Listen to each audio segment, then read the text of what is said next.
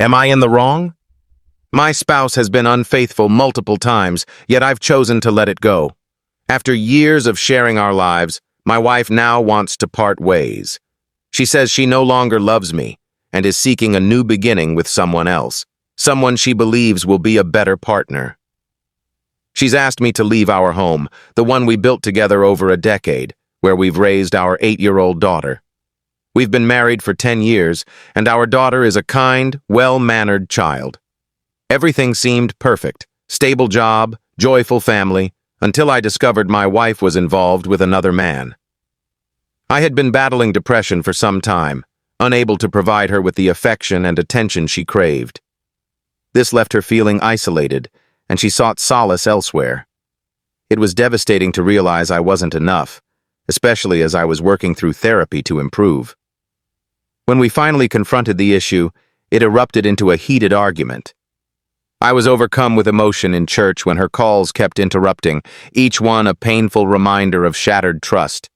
At first, she denied everything, but the proof on her phone was undeniable. There was no escaping the reality, and it felt like our opportunity to mend things had slipped away. Eventually, she admitted her mistake. She broke down, tears streaming, vowing to end the affair and rebuild our marriage. I wanted to trust her, but it's difficult to believe someone who has betrayed you. Weeks later, I suspected she was still in contact with him, and a check of her phone confirmed it. My dreams of a restored marriage crumbled. I was furious and heartbroken. I packed my things, ready to walk away. But when I confronted her, she collapsed, sobbing and even falling ill.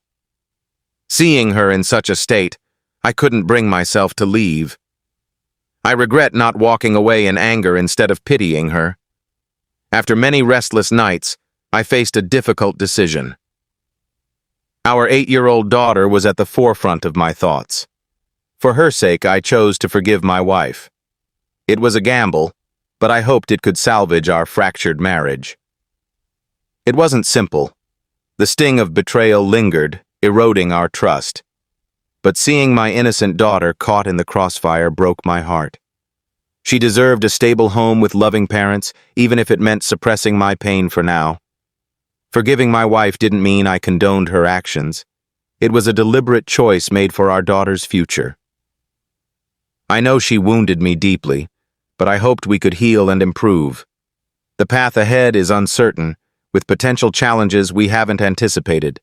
But by forgiving her, I'm trying to rebuild what we had. I desperately hope it's the right call, that our family can find peace and joy again. Things were improving between us. I learned she'd been secretly communicating with her former lover, sparking intense arguments and sorrow. But we both wanted to repair our marriage, so we committed to rebuilding trust and rekindling our love. One day, I had to leave for a work trip, expecting to be gone for a few days. I finished early and returned home ahead of schedule. I was eager to surprise my wife and daughter, picturing their delight at my early return. I couldn't wait to reunite with my family. The house was eerily silent when I entered. No response came when I called out to them. A hollow ache grew in my chest, making it hard to breathe. Each unanswered call to my wife amplified the dread in my gut. Finally, I found her in the bedroom. What I saw wasn't just betrayal, it shattered everything. My wife, entangled in the sheets with another man, looked up at me, startled. But there was something else in her gaze, defiance perhaps, or a silent plea, that made my stomach churn. The air crackled with tension. A surge of fiery anger clashed with the crushing weight of loss. Our shared life, our whispered vows, our shared laughter, felt like a cruel illusion in that moment. I wanted to shout, to unleash my fury, but a knot of grief choked my voice. I was a tangle of emotions, the searing pain of betrayal, the suffocating weight of heartbreak, and the bitter sting of humiliation. It felt like a scene from a nightmare, so vivid it would haunt me forever. The man stood and left. I approached her calmly. She met my gaze, her eyes brimming with guilt and pain. "I'm so sorry," she whispered. "What happened?" I asked, my heart racing. She took a shaky breath and began to confess. She admitted she'd never stopped seeing her ex-lover. She had lied about cutting off contact, meeting him in secret all along. It felt like 1,000 daggers stabbed my heart. The pain was overwhelming. All the trust and hope we'd worked to rebuild shattered in an instant. I was speechless, frozen in shock and disbelief. Finally, I turned and left the room. I didn't know where I was headed, but I needed to escape. I drove for hours, directionless, unsure of what to do next. I felt utterly alone, uncertain how I'd face my wife and daughter again. Eventually, I pulled over and stepped out of the car. I stood there staring at the horizon, lost in thought. I stayed away from home for a month, grappling with the agony of broken trust. Each day dragged on, filled with the relentless pain of betrayal and the silence of my wife's unanswered calls. Nights were worse. I kept replaying our happy memories, tormented by indecision about what to do next. It felt like I was drowning. I visited places tied to our joyful past, but they only deepened my sorrow. The world seemed gray and lifeless, mirroring my inner turmoil. I tried numbing the pain with alcohol, but it offered no relief. Amid the despair, my love for my family never wavered. Images of my wife and daughter's smiling faces lingered in my mind. The good we'd shared outweighed the betrayal. Suddenly, I knew what I had to do. I had to return home, not because I believed everything would be fine, but because I was resolved to confront the situation head-on. As I pulled into the driveway, my stomach knotted.